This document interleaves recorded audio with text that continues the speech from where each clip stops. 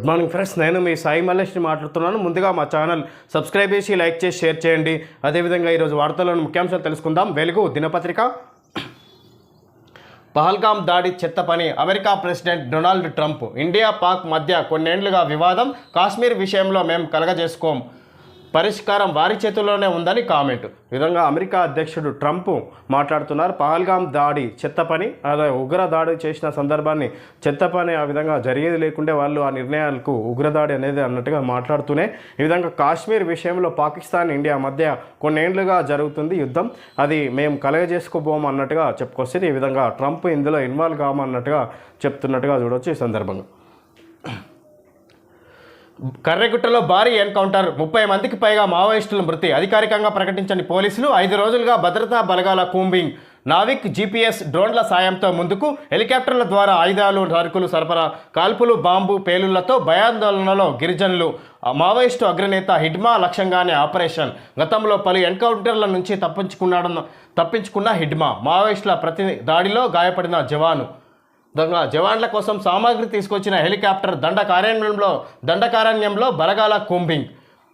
విధంగా కర్రెగుట్టలో భారీ ఎన్కౌంటర్ చేపడుతున్నారు. ఈ విధంగా ఇక్కడ కేంద్ర ప్రభుత్వం ఈ విధంగా మావోయిస్టు అగ్రనేత హిడ్మాని పట్టుకునే నేపథ్యంలో హతమార్చే నేపథ్యంలోనే ఈ విధంగా కూంబింగ్ నిర్వహిస్తున్నట్టుగా చూడవచ్చు. కేంద్ర ప్రభుత్వం ఈ విధంగా నిర్ణయం తీసుకున్నట్టుగా చూడవచ్చు. ఎన్నో ఎన్కౌంటర్లో అతను తప్పించుకొని బయటపడ్డాడన్నట్టుగా చూడవచ్చు. అతని కోసమే గాలిస్తున్నట్టుగా చూడవచ్చు. ఈ విధంగా కర్రెగుట్ట ప్రాంతాన్ని మొత్తం జల్లెడబడుతున్నట్టుగా చూడవచ్చు భద్రతా దళాలు.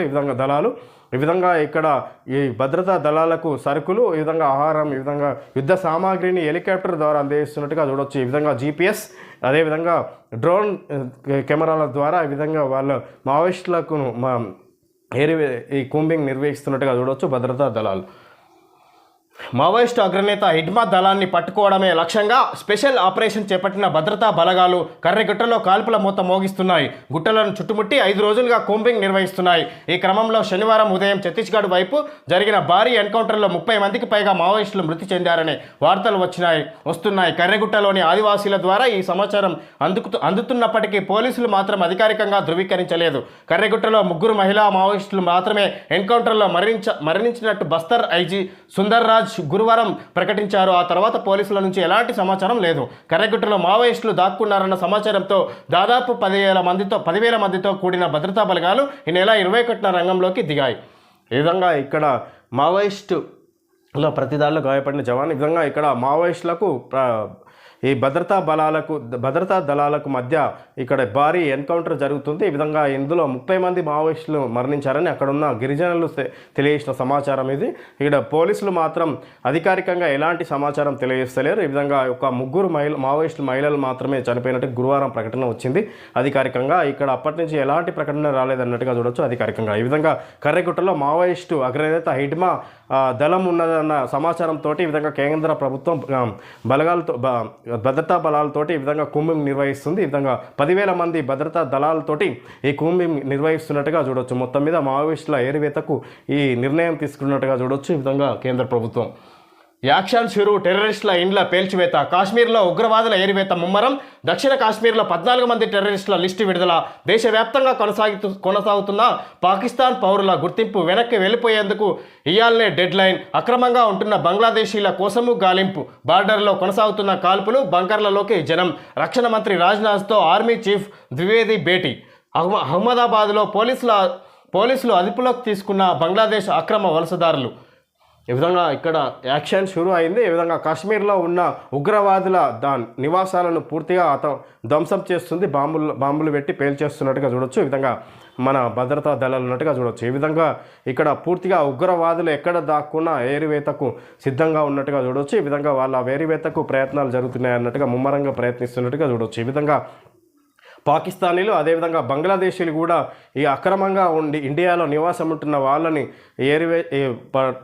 తిరిగి వాళ్ళ దేశాలకు పంపిస్తున్నట్టుగా చూడవచ్చు. ఈ విధంగా ఇక్కడ పాకిస్తాన్ ఉగ్రవాదులను సపోర్ట్ చేస్తున్న సందర్భంగా ఈ విధంగా పహల్గాం దాడిలో పహల్గాంలో ఈ ఉగ్రవాదులు జరిపిన దాడికి గాను వ్యతిరేకంగా కేంద్ర ప్రభుత్వం కఠిన నిర్ణయాలు తీసుకున్నట్టుగా చూడవచ్చు. ఈ విధంగా పాకిస్తానీలను పూర్తిగా ఇండియా నుంచి తిరిగి వెళ్లాల్సిందిగా ఇక్కడ డెడ్ లైన్ కూడా నిర్వహించినట్టుగా చూడవచ్చు. ఈ విధంగా ఇక్కడ అదేవిధంగా సింధు జలాల నిలిపివేత, ఈ విధంగా ఇక్కడ పాకిస్తాన్ తోటి ఎలాంటి సంబంధాలు లేకుండా చేసే నిర్ణయం తీసుకున్నట్టుగా చూడవచ్చు. ఈ విధంగా దానికి సంబంధించి పాకిస్తాన్ ఇంకా యుద్ధ చర్యగా ఇక్కడ నిర్ణయాలు తీసుకుంటున్నట్టుగా చూడవచ్చు. ఈ విధంగా పాకిస్తాన్ వెనక్కి తగ్గడం లేదు, ఈ విధంగా యుద్ధం సిద్ధంగా ఉన్నామన్నట్టుగా ఇక్కడ సంకేతాలు ఇస్తున్నట్టుగా చూడవచ్చు పాకిస్తాన్. జమ్మూ కాశ్మీర్లోని పహల్గాంలో అమాయక టూరిస్టులను పొట్టన పెట్టుకున్న ఉగ్రమూకలను ఏరివేసేందుకు భద్రతా బలగాలు వేట ముమ్మరం చేశాయి.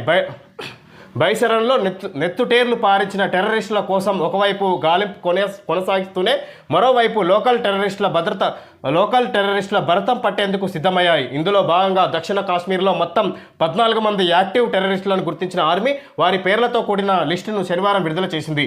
వీరిలో ఆరుగురికి చెందిన ఇండ్లలో కొన్నింటిని పేల్చివేయగా మరికొన్నింటిని నేలమట్టం చేసింది. ఇక పాకిస్తాన్ పౌరులకు వీసాలను రద్దు చేసిన కేంద్ర ప్రభుత్వం ఈ నెల 27 కల్లా దేశం విడిచిపోవాలని ఆదేశించిన నేపథ్యంలో ఆయా రాష్ట్రాల్లో పాక్ జాతీయుల గుర్తింపు ముమ్మరంగా సాగుతుంది.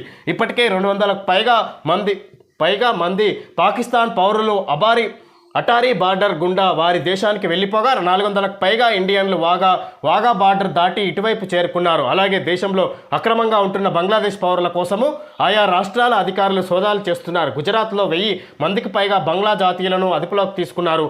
మరోవైపు నియంత్రణ రేఖ వెంబడి పాక్ బలగాలు వరుసగా రెండో రోజు రాత్రి కాల్పులు కొనసాగించగా ఇండియన్ ఆర్మీ ధీటుగా తిప్పికొట్టింది. బార్డర్లో టెన్షన్ వాతావరణం నేపథ్యంలో ప్రజలు యుద్ధ భయంతో మరోవైపు నియంత్రణ రేఖ వెంబడి పాక్ బలగాలు వరుసగా రెండో రోజు రాత్రి కాల్పులు కొనసాగించగా ఇండియన్ ఆర్మీ ధీటుగా తిప్పికొట్టింది.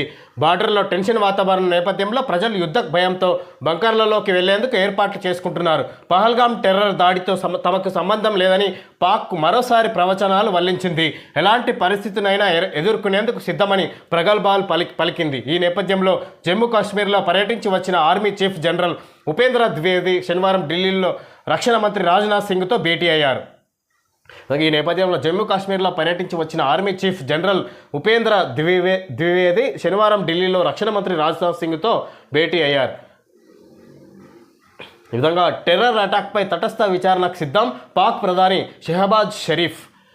ఈ విధంగా ఇక్కడ పాకిస్తాన్ ఈ ఉగ్రదాడి జరిగిన సందర్భంగా ఈ విధంగా ఇక్కడ కాశ్మీర్లో ఉగ్రదాడిని వ్యతిరేకంగా ఈ విధంగా కేంద్ర ప్రభుత్వం కఠిన నిర్ణయాలు తీసుకుంటున్నట్టుగా చూడవచ్చు. ఈ విధంగా ఇక్కడ సింధు జలాల నిలిపివేత, అదేవిధంగా పాకిస్తాన్లో భారత్లో నివాసం ఉంటున్న వాళ్ళ వీసాలు రద్దు చేస్తూ ఈ నెల 27 ఈరోజు చివరి తేదీ. ఈ రోజు ఇక్కడ ఇండియాలో ఉంటున్న వాళ్ళు నివాసులుగా ఉంటున్న వాళ్ళు తిరిగి పాకిస్తాన్ వెళ్లాల్సిందిగా ఇక్కడ కేంద్ర ప్రభుత్వం ఆదేశాలు జారీ చేసినట్టుగా చూడవచ్చు.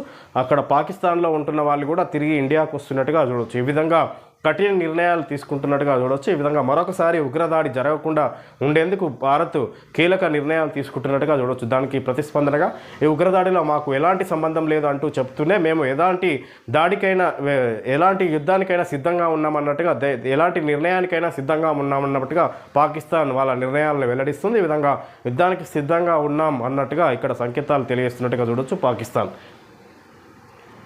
నేడు బీఆర్ఎస్ రజతోత్సవ సభ హన్మకొండలోని ఎల్కతుర్తిలో భారీ ఏర్పాట్లు. 159 ఎకరాల్లో సభా ప్రాంగణం, 1000 ఎకరాల్లో పార్కింగ్, 1100 మంది పోలీసులతో బందోబస్తు. సాయంత్రం 4:30 గంటలకు ఎల్కతుర్తికి కేసీఆర్.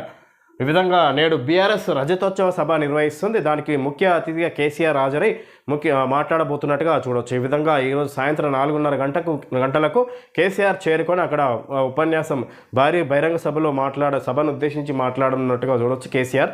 ఈ విధంగా కాంగ్రెస్ ఏదైతే ఎన్నికల ముందు హామీలను ఇచ్చిందో హామీల వైఫల్యాలను ఎండగడుతూ, ఈ విధంగా కాంగ్రెస్ పార్టీ వైఫల్యాలను ఎండగడుతూ, అదేవిధంగా కాంగ్రెస్ పార్టీ బీఆర్ఎస్ పార్టీ కార్యకర్తలలో ఉత్సాహం నింపే విధంగా వచ్చే ఎన్నికల్లో, అసెంబ్లీ ఎన్నికల్లో బీఆర్ఎస్ పార్టీ విజయం సాధించే దిశగా ఈ విధంగా విధంగా కార్యాచరణ ఉండే విధంగా ఆయన ఉపన్యాసం ఉండబోతుంది అన్నట్టుగా చూడొచ్చు. ఈ విధంగా ఇక్కడ రజతోత్సవ సభకు ముఖ్యంగా ఇక్కడ ఎంతోమంది అధిక మొత్తంలో హాజరవుతున్నట్టుగా చూడొచ్చు. ఈ విధంగా రజతోత్సవ సభ వరంగల్లోని హనుమకొండలో నిర్వహిస్తున్నట్టుగా చూడొచ్చు. హనుమకొండ జిల్లా ఎలకతుర్తిలో ఆదివారం బీఆర్ఎస్ రజతోత్సవ సభ నిర్వహించనున్నారు. ఇందుకోసం ఆ పార్టీ నేతలు భారీ ఏర్పాట్లు చేశారు. ఎలకతుర్తి చింతలపల్లి శివారులో దాదాపు 1250 ఎకరాల్లో సభ నిర్వహణ కోసం స్థలాన్ని చదును చేశారు. సుమారు 159 ఎకరాల్లో సభ ప్రాంగణాన్ని ఏర్పాటు చేశారు. విధంగా 1250 ఎకరాల్లో సభ నిర్వహణ కోసం చదును చేశారు. దీనికి 159 ఎకరాల్లో సభా ప్రాంగణాన్ని ఏర్పాటు చేశారు. ఈ విధంగా భారీ ఎత్తున సభను నిర్వహిస్తున్నట్టుగా చూడవచ్చు. ఈ బీఆర్ఎస్ రజతోత్సవ సభను ఈ విధంగా ముఖ్య అతిథిగా కేసీఆర్ పాల్గొని ఇక్కడ సభను ఉద్దేశించి మాట్లాడుతున్నట్టుగా చూడవచ్చు. ఈ విధంగా కార్యకర్తల్లో ఉత్సాహం నింపే దిశగా ఈ విధంగా రానున్న కాలంలో బీఆర్ఎస్ పార్టీ తప్పకుండా అధికారాన్ని చేపడుతుంది అనే ఉద్దేశంతో ఆయన ప్రసంగం ఉండబోతుంది అన్నట్టుగా చూడవచ్చు. శనివారం హైదరాబాద్లో జరిగిన భారత్ సమ్మిట్లో హైదరాబాద్ రిజల్యూషన్ను రిలీజ్ చేస్తున్న Rahul Gandhi, CM Revanth, deputy CM Bhatti తదితరులు. రాజకీయాల్లోకి కొత్త తరం రావాలి. గత 10 ఏళ్లలో ప్రపంచ రాజకీయాలు మారిపోయాయి. రాహుల్ గాంధీ, ప్రజలను సామాజిక మాధ్యమాలు రాజకీయాలు విడదీస్తున్నాయి. మీడియా స్వేచ్ఛకు సంకెళ్లు వేస్తున్నారు. ప్రతిపక్షాన్ని అణిచివేస్తున్నారు. పాత ఆలోచనలను వదిలేయాలి. కొత్త ఆలోచనలతో ముందుకెళ్లాలి. అందరికీ అవకాశాలు కల్పించే ఆశయంతో ప్రపంచాన్ని నిర్మిద్దాం. ఉగ్రదాడికి వ్యతిరేకంగా మాతో కలిసి నిలబడినందుకు కృతజ్ఞతలు. భారత్ సమ్మిట్ 2025లో కాంగ్రెస్ అగ్రనేత ప్రసంగం.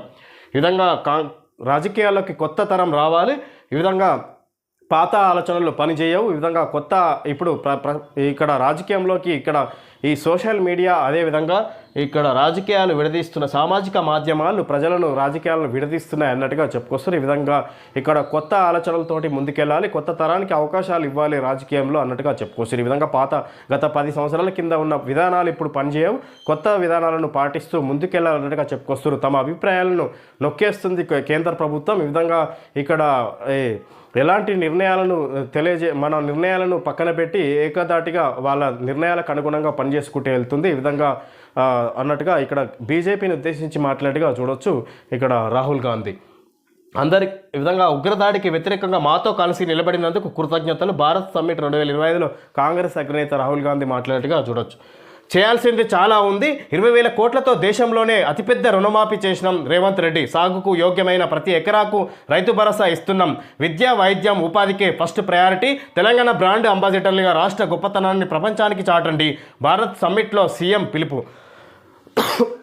ఈ విధంగా తెలంగాణ బ్రాండ్ అంబాసిడర్గా రాష్ట్ర గొప్పతనాన్ని ప్రపంచానికి చాటండి అని ఈ విధంగా భారత్ సమ్మిట్లో సీఎం పిలుపు. ఈ విధంగా వివిధ దేశాల నుంచి కంపెనీల ప్రతినిధులు హాజరైన సందర్భంగా ఈ విధంగా భారత్ సదస్సు 2025 పేరిట నిర్వహించిన ఈ సదస్సులో సీఎం రేవంత్ రెడ్డి మాట్లాడిగా చూడవచ్చు. ఈ విధంగా ఈ తెలంగాణ రాష్ట్ర గొప్పతనాన్ని ప్రపంచానికి చాటండి అన్నట్టుగా ఈ సమావేశంలో సీఎం రేవంత్ రెడ్డి ముఖ్యంగా మాట్లాడి చూడవచ్చు.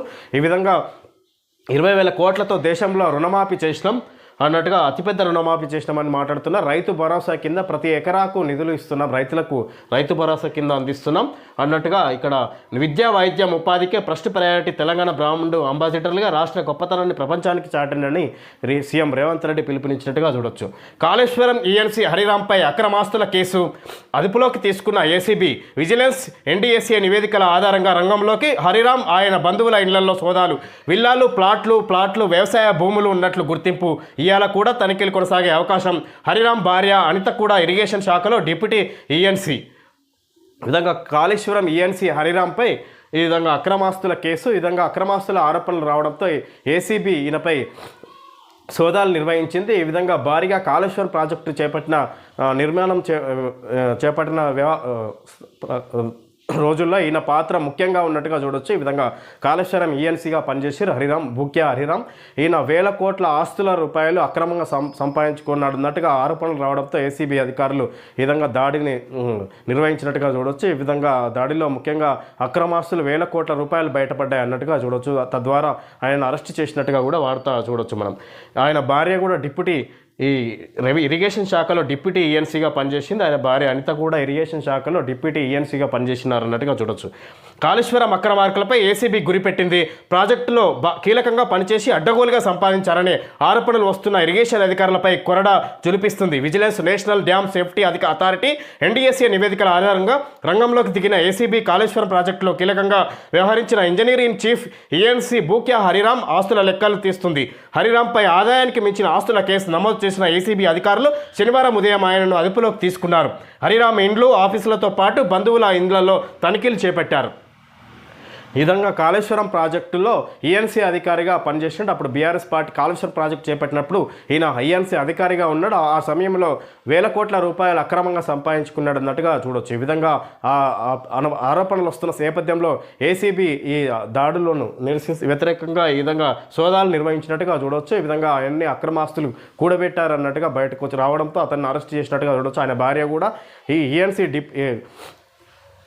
ఇరిగేషన్ శాఖలో డిప్యూటీ ఈఎన్సీగా పనిచేసారు. ఈ విధంగా భార్య భర్తలు కలిసి అక్రమంగా వేల కోట్ల రూపాయలు సంపాదించారన్నట్టుగా చూడవచ్చు. ఈ విధంగా ఇక్కడ కాళేశ్వరం ప్రాజెక్టులో భారీ స్కామ్ జరిగిన వ్యవహారంలో ఈఎన్సీ అధికారి హరిరామ్ ముఖ్య పాత్ర వహించారన్నట్టుగా ఈ సందర్భంగా మనం చూడవచ్చు. ముగిసిన పోప్ ఫ్రాన్సిస్ అంత్యక్రియలు మత పెద్దల ఆధ్వర్యంలో రోమ్లోని సెయింట్ మేరీ బాసిలికాలో ఖననం. ప్రెసిడెంట్ ముర్ము సహా 164 దేశాల నుంచి హాజరైన నాయకులు వాటికన్ సిటీకి 2.5 లక్షల మందికి పైగా తరలివచ్చి నివాళులు అర్పించారు. ఈ విధంగా పోప్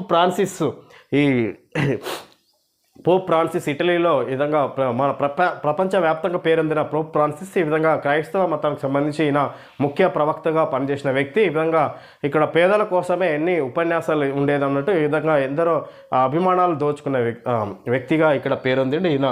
ఇతను అనారోగ్య కారణాల వల్ల మరణించిన సందర్భంగా ఈయన ఈ అంత్యక్రియలు ఇటలీలో నిర్వహించినట్టుగా చూడవచ్చు. ఈ విధంగా మత పెద్దల ఆధ్వర్యంలో రోమ్లోని సెయింట్ మేరీ బాసిలికాలో ఖననం. ప్రెసిడెంట్ ముర్ము సహా మన రాష్ట్రపతి ముర్ము సహా ఈ విధంగా ద్రౌపది ముర్ము సహా 164 దేశాల నుంచి హాజరైన నాయకులు వాటికన్ సిటీకి 2.5 లక్షల మందికి పైగా తరలివచ్చి నివాళులు అర్పించినట్టుగా చూడవచ్చు. Malabar gold and diamond celebrate the beauty of life, the responsible jeweller. ఈ విధంగా మలబార్ గోల్డ్ అండ్ డైమండ్ వాళ్ళు ఆడిచ్చినట్టుగా చూడవచ్చు. ఈ విధంగా ఓకే ఫ్రెండ్స్, ఈరోజు వార్తల్లోని ముఖ్యాంశాలు తెలుసుకోవడం జరిగింది. Thank you friends.